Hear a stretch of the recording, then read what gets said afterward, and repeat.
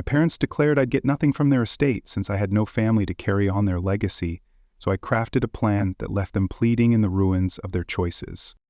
The fire crackled in my cedar shingle cabin, its glow dancing across the faces of my guests, but the warmth couldn't touch the ice forming in my chest.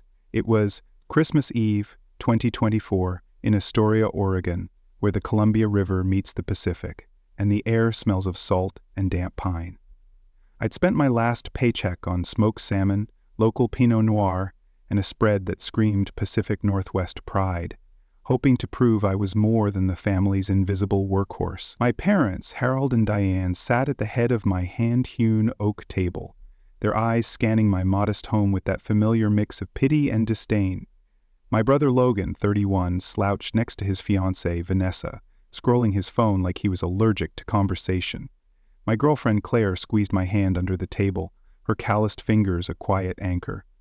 My best friend Nate and his wife Tara chatted softly, their laughter a stark contrast to the storm brewing inside me.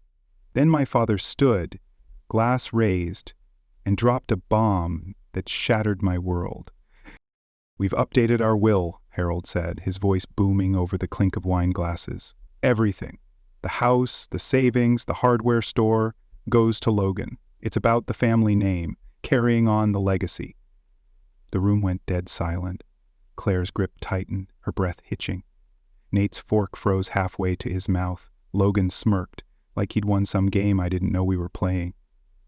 Vanessa stared at her plate, suddenly fascinated by the roasted potato. I set my glass down, the Pinot Noir turning bitter on my tongue, and looked at my mother. Diane's eyes darted away, her lips pursed like she'd just tasted something sour. 34 years of grinding, of giving everything to this family, and they'd just cut me out like I was nothing. The betrayal stung worse than the winter wind howling off the river outside.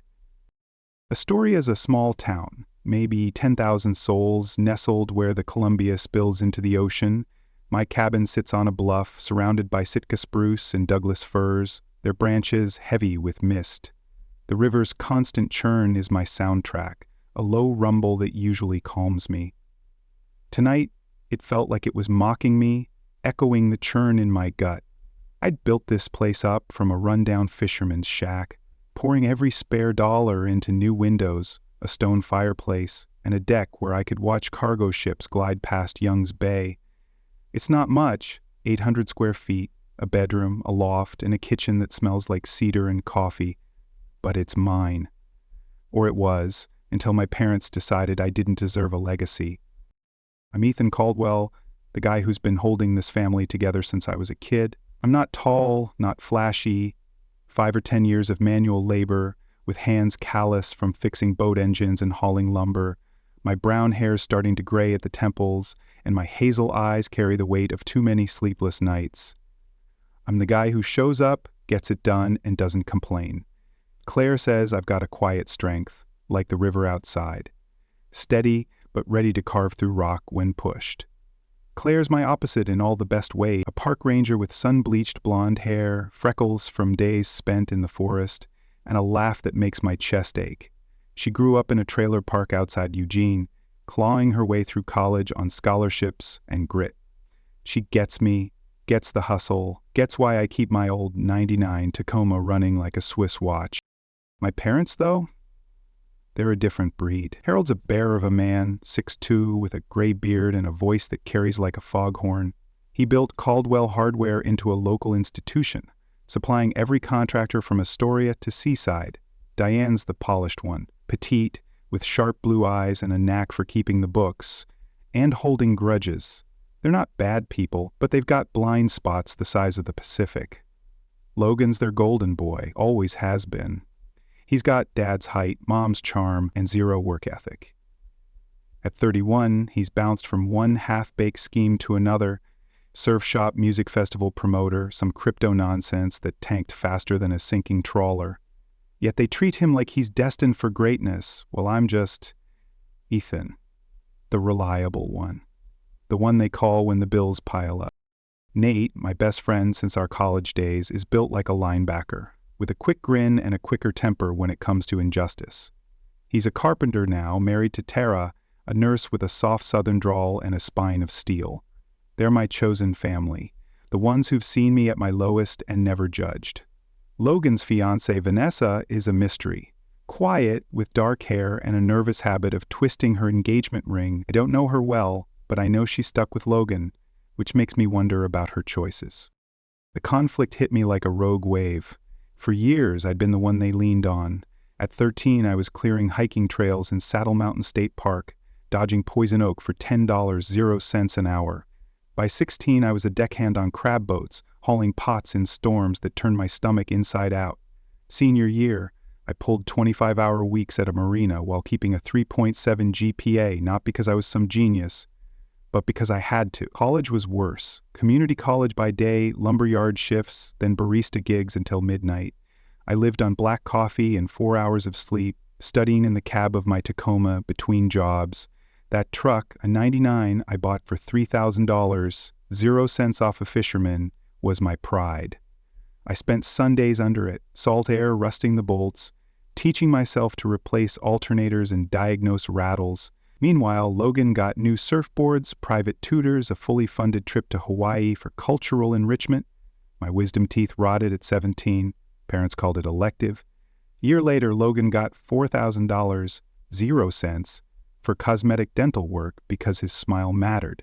For his future, I wore Logan's old raincoat for 3 winters, sleeves too short, frayed at the cuffs, soaking through in Oregon's endless rain. He rode to school in Mom's Jeep, heated seats and all. I put myself through State University, studying mechanical engineering while working construction. That's where I met Nate. We were both broke, both first-generation college kids, sharing a $300 0-cent thermodynamics textbook we couldn't afford to buy separately. We'd meet at the library at 1 a.m., photographing homework problems with our flip phones, laughing through the exhaustion. Then, at 21, Dad needed knee surgery. Insurance left a $15,000 0 cents gap. I dropped out, drained my savings, handed over every penny. Dad never said thank you. Mom just nodded, said, "That's what family does." Logan, he got a fully funded ride to a private college, stretched 4 years into 5, then dropped out because the professors didn't get his vibe. I never went back to school. Instead, I adopted Rusty, a scruffy hound mix from the shelter, and threw myself into work. Started as a welder in a shipyard, $14 0 cents an hour, sparks burning holes in my gloves. Winters were brutal. My breath froze in the air, hands cracked from the cold. But I learned fast, moved up to marine mechanic, fixing boat engines until I could diagnose a misfire just by the sound. Back at the dinner, the silence stretched, heavy as the fog outside. I looked at my father, his smug expression like he'd just won a bet. "That's interesting," I said, my voice low, deliberate, "because the bank called yesterday. You're 3 months behind on that $40,000 0 cents loan I co-signed for your house." Harold's face flushed, his jaw tightening.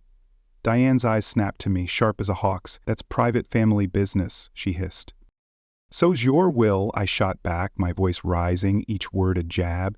"But you're fine, airing that in front of everyone, right? While we're at it, should we talk about the $38,000 0 cents I've loaned you over the years? Or the $14,000 0 cents I gave Logan when he couldn't make rent because he kept quitting jobs that were beneath him?" Logan's smirk vanished. He was suddenly very interested in his phone. Vanessa's knuckles whitened around her fork. Nate leaned forward, his voice calm but cutting. "Mr. Caldwell, with all due respect, that's a lousy way to treat the guy who's been keeping your lights on." "Stay out of this, Nate," Harold snapped, his face redder now, like a crab in a pot. Claire, meeting my parents for the first time, spoke up, her voice cold as the river outside. "Maybe you should have had this talk in private, not at Ethan's table, eating his food." The air crackled, every word a spark. I pushed my chair back, grabbed my keys and walked out, Rusty trotting at my heels. The gravel crunched under my boots as I headed to my Tacoma, the wind carrying the faint tang of seaweed and diesel from the docks below. I drove along the riverfront, the Columbia's dark water glinting under streetlights. Astoria is a town of weathered charm. Victorian houses cling to hillsides, their paint peeling from decades of salt air. The Astoria-Megler Bridge loomed in the distance, its green steel arches disappearing into the fog. I pulled into a lot by the old cannery, now a brewery buzzing with holiday lights. Rusty hopped into the passenger seat, his paw on my arm like he knew I was unraveling. I sat there, engine idling, watching couples laugh through the brewery's windows, their lives untouched by the kind of betrayal that had just gutted me. How had I let this happen?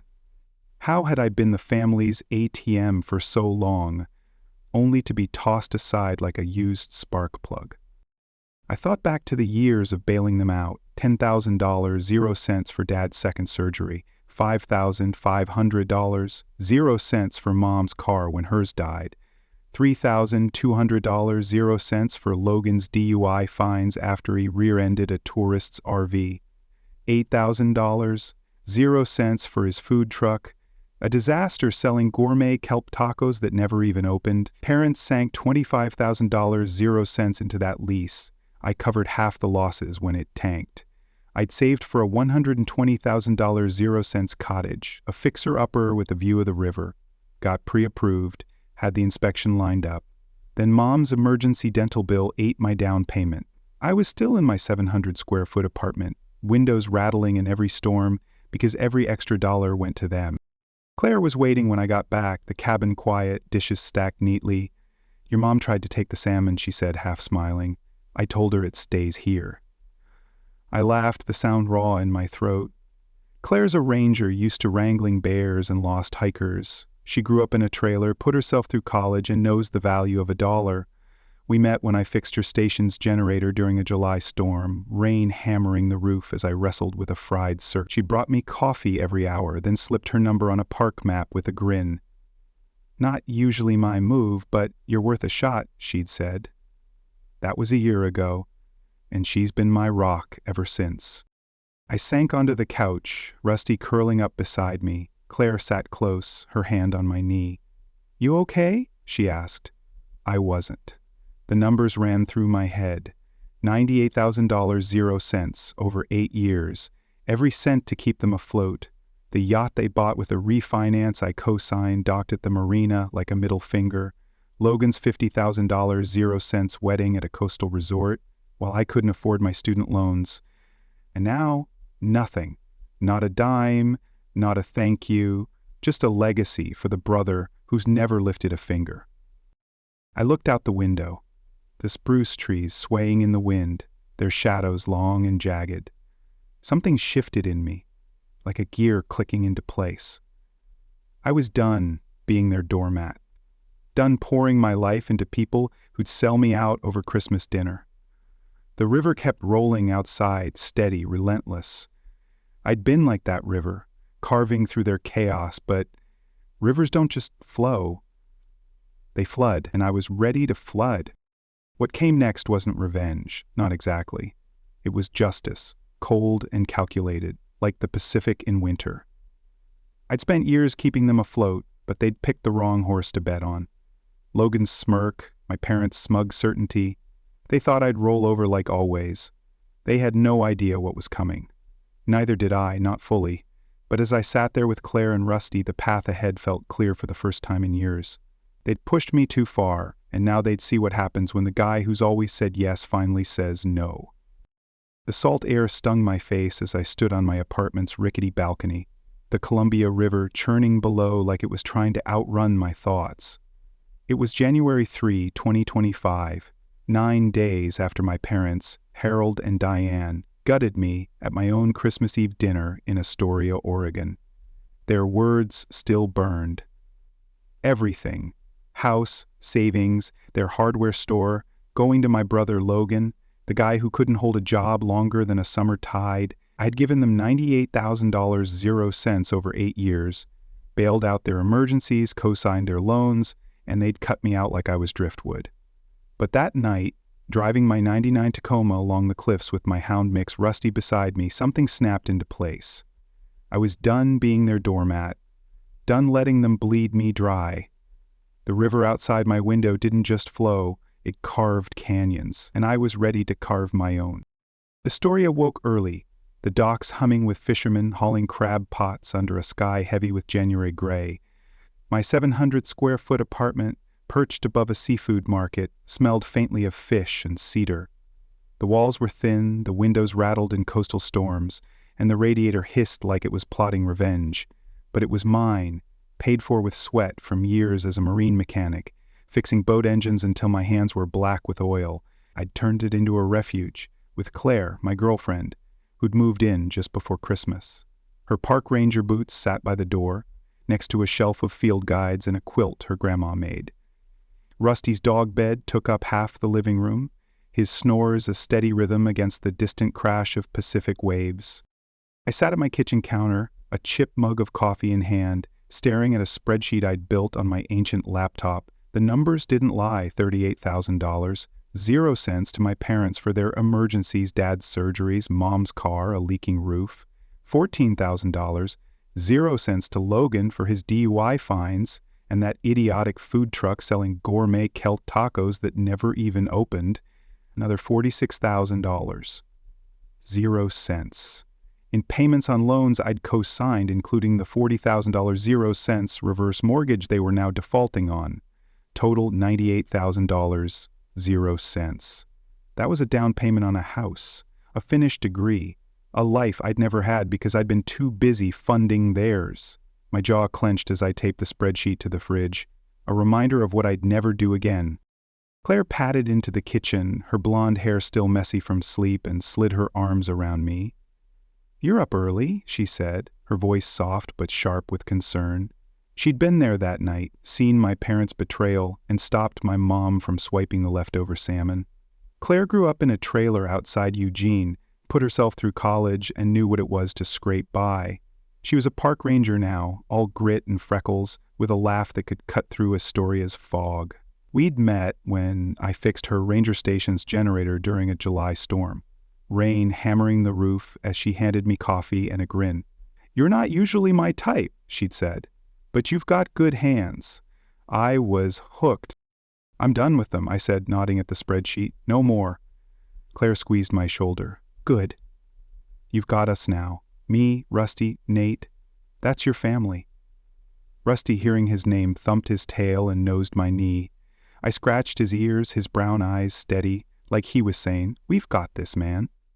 He'd been my lifeline since I pulled him from a shelter 4 years ago, a scruffy hound mix nobody else wanted. He'd slept at my feet through 60-hour weeks in the shipyard, where I started as a welder at $14, 0 cents an hour, sparks burning holes in my gloves. Winters were brutal, my breath freezing in the air, but I'd climbed to marine mechanic, diagnosing engine problems by sound alone. Logan, meanwhile, drifted, failed at music, retail, that food truck. My parents bankrolled his flops while I covered their losses. I headed to work at the shipyard, the docks alive with the clank of chains and the shouts of deckhands. My boss, Mike, a grizzled ex-Navy guy, clapped me on the back. "You look like you've seen a ghost, Ethan." I told him about Christmas Eve, the will, the loan defaults. His face darkened. "That's some bull," he said. "You're worth 10 of your brother." Mike had seen me grind, knew I'd rebuilt a trawler's engine in a blizzard to keep a crew working. I shrugged, but his words stuck. I was good at my job, damn good. I could rebuild a diesel engine blindfolded, but I'd let my family treat me like a spare part? That afternoon my phone buzzed. A text from my dad. "We need to talk about your behavior at dinner. Your mother's upset. Call us." Translation: apologize and keep the cash flowing. I ignored it. Then Mom called, voicemail dripping with guilt. "Ethan, we're family. You can't just walk away." I deleted it. Logan's message came next, a voice note. "Dude, what's your deal? You're stressing Mom and Dad out. Fix this." I blocked his number, my hands shaking with a mix of rage and relief.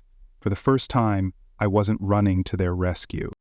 Nate, my best friend since college, noticed the change when we met for beers at the Cannery Brew Pub. The place was packed, locals hunched over pints, the air thick with hops and sea salt. Nate, built like a linebacker, leaned across the table, his carpenter's hands scarred from years on job sites. "You're different, man," he said. "Lighter, like you're not carrying a damn anchor anymore." We'd met working construction to pay for college, sharing a $300 0 cents textbook and late-night study sessions. He'd been at the dinner, called my parents out for their cruelty. "They don't deserve you," he said now, clinking his glass against mine. "Screw 'em." I started digging deeper, pulling bank statements, old checks, anything to confirm the damage. The numbers were worse than I'd thought. $10,000, 0 cents, for Dad's second surgery. $5,500, 0 cents for Mom's car. $3,200, 0 cents for Logan's DUI fines after he rear-ended a tourist's RV. $8,000, 0 cents for his food truck, which my parents had sunk $25,000, 0 cents into before it collapsed. I'd covered half the losses when the landlord kept their deposit for unpaid rent. Then there was the cottage, a $120,000, 0 cents fixer-upper on a bluff. Perfect for me and Claire. I'd been pre-approved, had 10% saved, inspection scheduled, Mom's emergency dental bill ate it all. I was still in this rattling apartment because of them. Then came the bombshell. My cousin Ryan, a mechanic who'd seen my family's favoritism growing up, texted me. "Ran into Logan at the marina. He was drunk, bragging about your parents' yacht. Said they refinanced the house to buy it and pay for his wedding. Thought you should know." A yacht? My stomach turned. I drove to the marina, Rusty in the passenger seat, and there it was. A 30-foot Sea Ray, gleaming under the dock lights, named Logan's Legacy. They'd refinanced their beachfront home, my childhood home, the one I'd co-signed a $40,000, 0 cents loan for, to buy that boat and fund Logan's $50,000, 0 cents wedding at a coastal resort. All while I couldn't afford my student loans after a layoff. The betrayal wasn't just personal. It was a calculated middle finger. I called Sarah, a lawyer whose office furnace I'd fixed during a heat wave 2 years ago. She'd remembered me, offered to help pro bono when I explained the situation. We met at her office, a converted Victorian overlooking the river, its windows fogged with winter mist. Sarah, sharp and no-nonsense, flipped through my spreadsheet. "You're not legally on the hook for their loan defaults," she said, "but you're tangled in their mess. That cosign makes you vulnerable." She laid out a plan: protect my assets, cut financial ties, and let them face the consequences. "They're banking on your guilt," she said. "Don't give in." I didn't. I blocked their numbers, changed my email, and focused on work. The shipyard was hectic. Boats coming in for winter repairs, engines seized from saltwater corrosion. I threw myself into it, pulling 12-hour shifts, my hands black with grease. But something new was brewing. I'd started a side gig repairing solar panels, something I'd taught myself through online forums. It paid $50, 0 cents an hour, and bookings were piling up. Homeowners wanting to cut energy costs, businesses going green. I built a website, printed business cards, and set up a payment system. Within a month, I was booked 3 weekends out. Claire moved in officially, her books and quilt transforming my apartment into a home. We'd sit on the balcony at night, the river's hum mixing with Rusty's snores, talking about our future. She'd gotten a promotion at the Park Service, leading trail restoration projects, and was saving for a new truck. "We're building something real," she said one night, her head on my shoulder. "Not like them." I kissed her forehead, feeling a weight lift. For the first time, my bank account wasn't bleeding. After 2 pay periods, I had $4,200, 0 cents saved. More than I'd had in years. I opened a high-yield savings account, something I'd read about but never had the cash to start. Then they came for me. It started with a call from my landlord, Pete, a gruff guy who ran the seafood market downstairs. "Your parents were here, Ethan. Tried to get into your place, said it was an emergency." I drove home, heart pounding, to find their rusted Subaru parked outside. Harold and Diane stood by the door, looking older, smaller than I remembered. Dad's beard was unkempt, Mom's coat too thin for the January chill. "What do you want?" I asked, keeping my distance. "The bank's foreclosing," Mom said, voice trembling. "We need $12,000, 0 cents to catch up. Please, Ethan." Dad's eyes were hard. "You can't let us lose the house. We're family." I laughed, a bitter sound that echoed off the brick walls. "Family? Like when you gave everything to Logan, or when you bought a yacht with the loan I co-signed?" Their faces paled. "That's not fair," Dad said. Logan needed help. You're strong, you always manage. Strong? I stepped closer, voice low, dangerous. I gave you $98,000, 0 cents. I dropped out of college for you. I lost my chance at a house because of you, and you think Logan's the one who deserves it all? Mom started crying, but I saw it for what it was, manipulation. We're sorry, she whispered. We can rethink the will. I shook my head. Too late. You made your choice. Ask Logan to save you. I turned and walked inside, their voices fading as I shut the door. Rusty pressed against my leg, sensing the storm in me. Claire was at work, but her note on the counter, "Dinner's in the fridge, love you," grounded me. I didn't sleep that night, the river's roar mixing with my thoughts. They'd always come back, always expect me to fix their messes. But I was done. A week later, Logan showed up at the shipyard, his Jeep parked crooked across 2 spaces. I was elbow deep in a trawler's engine, the air thick with diesel fumes.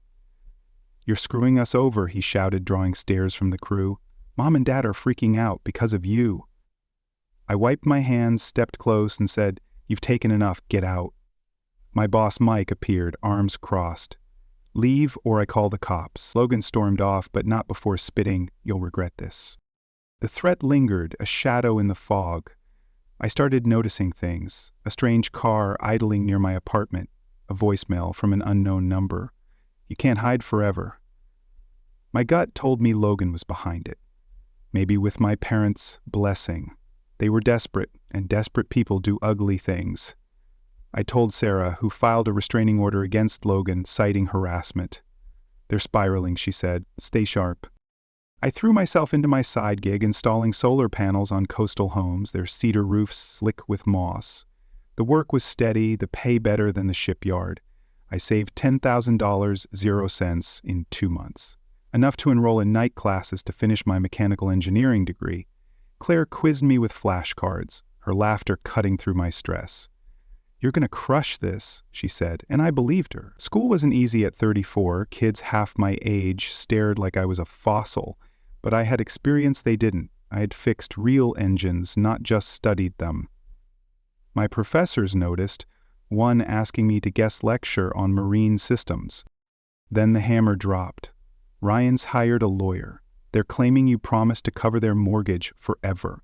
Total BS, but heads up. I forwarded it to Sarah, who laughed.